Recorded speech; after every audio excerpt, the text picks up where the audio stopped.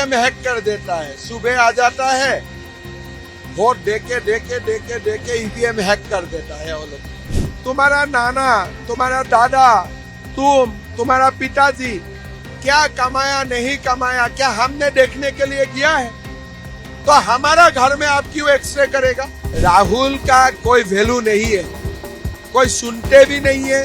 क्या खाते हैं क्या पीते हैं भगवान जानते हैं। ओवैसी की वो संविधान नहीं पढ़ा है, वो क्या पाकिस्तान का संविधान पढ़ा है? लगातार दो सभा के बाद हेमंत विश्व शर्मा जी हमारे साथी हैं और लगातार हम लोगों ने देखा किस तरह की जबरदस्त भीड़ के बीच वो सभा कर रहे थे। समरिया वाली जो भी सभा में देखा, एक जबरदस्त उत्साह था और लोग जो बार बार कहते हैं कि कैसे ईवीएम में बीजेपी के पक्ष में वोट पड़ता है, वो अभी दिख रहा था मुझे। ईवीएम हैक कैसे होता है वो मुझे दिख रहा था। हमारा जो सभा में जन सैलाब आते हैं वही लोग ईवीएम हैक कर देता है, वो दिख रहा था। जनता ही ईवीएम हैक कर देता है। सुबह आ जाता है, वोट देके ईवीएम हैक कर देता है वो लोग। लेकिन यहाँ पे अगर चुनाव की बात करिए तो यहाँ पर 2 फेज का इलेक्शन हो चुका है, पूरे भारत में हो चुका है। जो क्या आपका असेसमेंट बहुत अच्छा रहता है हमेशा से। देखिए, हमारा एक टारगेट है कि बीजेपी के लिए 370, एनडीए के लिए 400 प्लस। पहला 2 चरण का चुनाव का परिणाम सेटिस्फैक्टरी रहा, एज पर एक्सपेक्टेशन रहा और हम लोग अपना लक्ष्य का और निरंतर आगे बढ़ रहा। लेकिन चाहे राहुल गांधी हो या दूसरी पार्टी अपोजिशन की है, वो कह रही कि पहले फेज के बाद ही जिस तरह से वोट परसेंट गिरा, कहीं ना कहीं वो बीजेपी के खिलाफ था और इसीलिए मैनिफेस्टो को लेकर खास सवाल हो रहा है। मुसलमानों की बात बीजेपी कर रही है। देखिए, वोट परसेंटेज क्यों बढ़ा? बीजेपी का जो सपोर्टर्स है, बीजेपी का जो वोटर्स है, ये लोग तो वोटिंग स्टेशन में आ रहा है, लेकिन जो कांग्रेस का वोटर्स है इस बार पोलिंग स्टेशन में नहीं आ रहा है। कोई इंटरेस्ट नहीं है, कोई यूफोरिया नहीं है, कोई सभा नहीं है, कोई रोड शो नहीं है। गणतंत्र में, डेमोक्रेसी में पोलिंग स्टेशन में खाली रूलिंग पार्टी लोग नहीं लाते हैं, ऑपोजिशन भी लाते हैं। लेकिन इस बार जैसा ऑपोजिशन पूरा ठंडा कभी नहीं हुआ था। अगर वोटिंग परसेंटेज 4%, 5% गिरा है, इसका जिम्मेदार कांग्रेस है। इसलिए कांग्रेस अपना सपोर्टर्स को घर से पोलिंग स्टेशन में लाने में नाकामयाब रहा। कांग्रेस, राहुल गांधी बार बार कह रहे हैं कि मैनिफेस्टो की जो बात बार बार बीजेपी या प्रधानमंत्री कह रही है कि मैनिफेस्टो से डर गए हैं, उसमें मुसलमान को खोज रहे हैं। आप देखिए, मैनिफेस्टो में यही नहीं लिखा है कि हम लोग हर रिलीजियन का पर्सनल लॉ को रेस्पेक्ट करूंगा। ये कांग्रेस लिखा है कि नहीं लिखा है? मतलब क्या है? मतलब है कि यूसीसी में नहीं लाऊंगा। लेकिन यूसीसी लाने का बात कहां से आया था? हमारा भारत का संविधान सभा से। संविधान सभा ने सरकार को डायरेक्ट करके रखा है कि आपको यूसीसी लाना पड़ेगा। तो राहुल गांधी कैसे बोल सकता है मैं यूसीसी नहीं लाऊंगा? ये क्या संविधान विरोधी नहीं है? अगर ये बात हम जनता को बोलता हो तो कौन सा गलत बात हम लोग बोल रहा हूं? पर्सनल लॉ का मतलब क्या है? जो शरिया का कानून है। आप धर्मनिरपेक्ष राष्ट्र में शरिया का कानून आप कैसे चलाएगा? ये क्या बेकानून नहीं है? ये हमारा सेकुलरिज्म का स्पिरिट का अगेंस्ट में नहीं है? तो आप ही लोग ये सब बात मैनिफेस्टो में लिखता है और जो बात का एक्सरे होता है, बात का जो क्रिटिसिज्म होता है, तो बोलता है हमारा मैनिफेस्टो आप लोग क्यों देखते हो?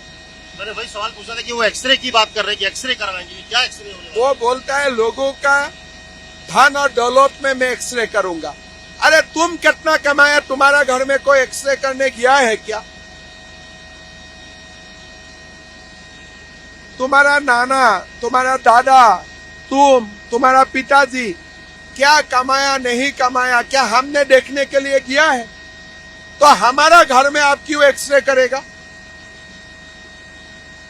ये क्या कानून है? ये जो पूरा इलेक्शन हो रहा है, कहीं ना कहीं ये जो आरक्षण को लेकर बात हो रही है, इसको तो एक अपोजिशन से आरक्षण- 400 सीट इसलिए चाह रहा है कि आरक्षण खत्म करें। नहीं, हमें मुस्लिम आरक्षण खत्म करना है। कर्नाटक में 4% मुस्लिम आरक्षण है, आंध्र प्रदेश में मुस्लिम आरक्षण है, ओबीसी का नाम में मुसलमानों को आरक्षण देने का एक दुकान खोल के रखा है कांग्रेस। इसको खत्म करना है। एसटी, एससी, ओबीसी को न्याय दिलाना है। एसटी और एससी और ओबीसी में आप मुसलमान को इंक्लूड नहीं कर सकते हो। तो इसीलिए आरक्षण का डिबेट जो उठा है, ये डिबेट इसलिए उठा है कि आप बैकडोर में मुसलमानों को आरक्षण देने का काम मत करो। लेकिन राहुल की जिस तरह की उन्होंने भाषण, जो भाषा है प्रधानमंत्री को लेके, जो उन्होंने एक भाषण में उन्होंने कहा तुम तड़ाका कर, इसको किस तरह से बोलते हैं, जो भाषा के स्तर? देखो, राहुल का कोई वैल्यू नहीं है, कोई सुनते भी नहीं है। क्या खाते हैं, क्या पीते हैं, भगवान जानते हैं। और प्रियंका गांधी बोल रही है, उनको एक नया नाम दे रही है, ज्ञानी अंकल। पीएम मोदी को बोल रही है ज्ञानी अंकल है। देखिए, जो शिकायत करते हैं। देखिए, प्रियंका गांधी अपना भाई को संभाले, इतना ही देश के लिए कृपा होगा। अगर प्रियंका गांधी ये देश को कृपा करना चाहते हैं तो अपना भाई को संभालो। अमेठी रायबरेली में अभी तक लोग उम्मीदवार तय नहीं कर पा रहे हैं। आपको हमारा लग रहा है कि देखिए, रायबरेली हो, अमेठी हो, बीजेपी जीतेगा। कांग्रेस से जो भी आए हम लोग कम्पीट करेगा। हमारा क्या जाते हैं, हमको तो चुनाव लड़ना है, अनकॉन्टेस्ट तो होगा नहीं। यहाँ पर अगर असम की बात कीजिए तो बदरुद्दीन अजमल कह रहे हैं कि जो बंद करवाया अपने मदरसे, चुनाव जीत के 750 मदरसे खुलवाएंगे। चार जन्म लेना पड़ेगा उनको, 4 जन्म लेना पड़ेगा। वो एकदम है कि मैं जैसे आऊंगा मदरसा को। अभी मुसलमान समाज भी मेरा साथी है। ना बाल विवाह होगा असम में। असम में यूसीसी भी आएगा और असम में ये मुसलमानों का नाम में दलाली करने वाला पॉलिटिक्स भी खत्म हो जाएगा। ममता बनर्जी वहां पे लगातार कह रही है कि जो रोकेगा बीजेपी को, नरेंद्र मोदी को, वो बंगाल रोकेगा। बंगाल तो मोदी जी को वेलकम कर रहा है।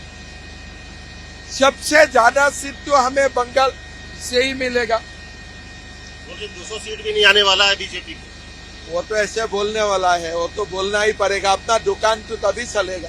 वो तो यहाँ तक बोल रही है कि मैं भूखे मर जाऊंगी लेकिन मोदी के फोटो वाला राशन नहीं खाऊंगी। और आपका फोटो वाला रेशन,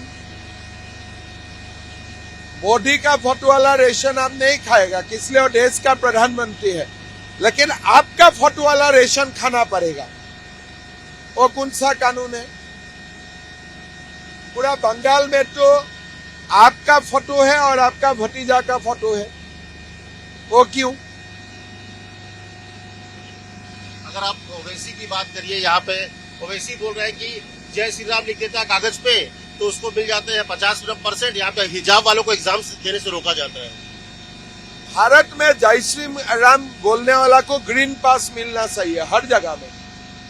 वही लोग तो सच्चा भारतीय है। हिजाब के खिलाफ आप हिजाब तो होना नहीं चाहिए। मैं उस डिबेट में पढ़ना नहीं चाहूंगा, लेकिन स्कूल और कॉलेज में बच्चों को आप यूनिफॉर्म पहनाइए, घर में हिजाब पहनाइए, मेरा कोई आपत्ति नहीं है। स्कूल और कॉलेज में आपको हिजाब पहनाना शायद ठीक नहीं है। ओवैसी ने, आपको याद होगा कुछ दिन पहले बीफ की दुकान पे गए थे।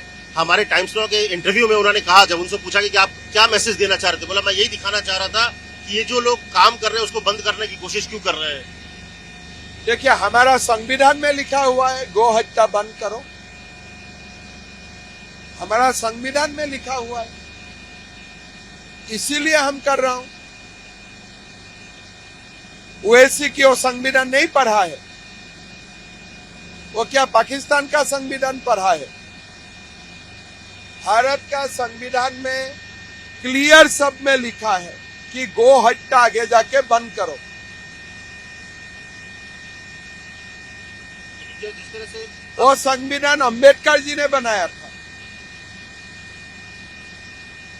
ये जो चुनाव है, देखिए जिस तरह की भाषा हो गई है, और खास करके पूरे इलेक्शन के दौरान अब जो संभल का जो उम्मीदवार है जूनियर वर्ग, अब वो बोल रहे हैं कि अतीक है साहब को, साबुद्दीन साहब को, मुख्तार अंसारी को, उनके साथ जो हुआ उनको याद करो। समाजवादी पार्टी के लोग उनको शहीद बता रहे हैं, बोल रहे हैं कि उनको याद करना वोट देते समय। अगर वोट देने का समय याद करेगा तो आपको वोट नहीं मिलेगा। उनको कोई क्रिमिनल को याद करके अगर वोट डालने जाएगा, वो वोट तो बीजेपी को मिल जाएगा। लोग क्रिमिनल को वोट देगा कि जो क्रिमिनल को ठंडा किया है उनको वोट देगा।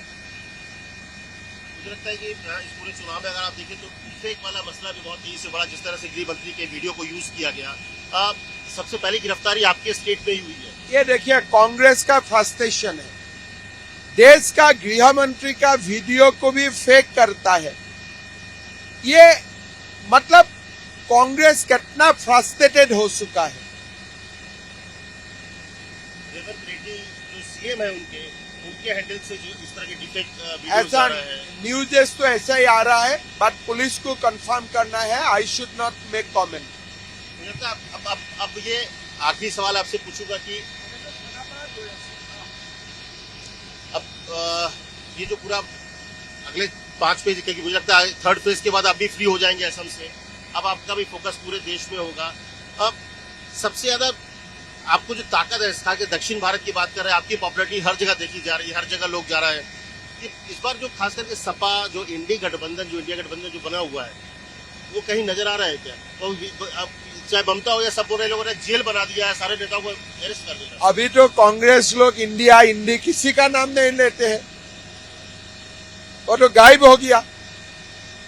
इतना हल्ला गुल्ला करके इंडी गठबंधन किया था, अभी तो सब अलग थलग हो गया। कौन एक है बताओ? किसी राज्य में साथ में, किसी राज्य में अलग है। जो पहले एक था अभी एक है, जो एक होने वाला था वो चला गया।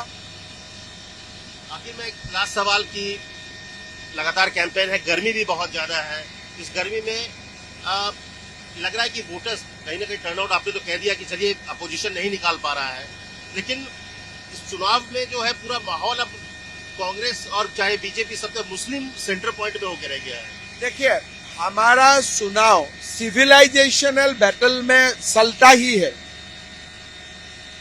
हमारा देश में एक सिविलाइजेशनल कॉन्फ्लिक्ट है। चुनाव का समय उसका ऊपर डिबेट होना स्वाभाविक है। Left versus right, fundamentalist versus secularist, और जो भारत को चाहते हैं, सभ्यता को चाहते हैं, और जो लोग एक नया सिविलाइजेशन हमारा ऊपर थोपना चाहते हैं, ये डिबेट है, होगा और रहेगा। संदेश खली का असर पड़ रहा है बंगाल में? जरूर पड़ेगा, लेकिन ये घृणनीय कांड है, जितना भी निंदा करे कम है। चलिए आखिर की ओवरऑल जो टारगेट फिक्स किया गया है 400 वाला, उसकी तरफ बढ़ रहे हैं एकदम निरंतर आगे बढ़ रहा है। और असम में 12 का लक्ष्य है, हो जाना चाहिए। बहुत बहुत शुभकामनाएं और बहुत बहुत धन्यवाद भारत से बात करने के लिए। ये थे हेमंत विश्व शर्मा, जिनका कहना है और जिन्होंने सब मसलों पर खुल के बात की कि जो लक्ष्य रखा गया है, क्योंकि प्रधानमंत्री नरेंद्र मोदी के नाम पर चुनाव है और एक तरह से जो पूरा माहौल है वो भाजपा के पक्ष में है। इमरान के साथ अमित कुमार, टाइम्स 9 भारत।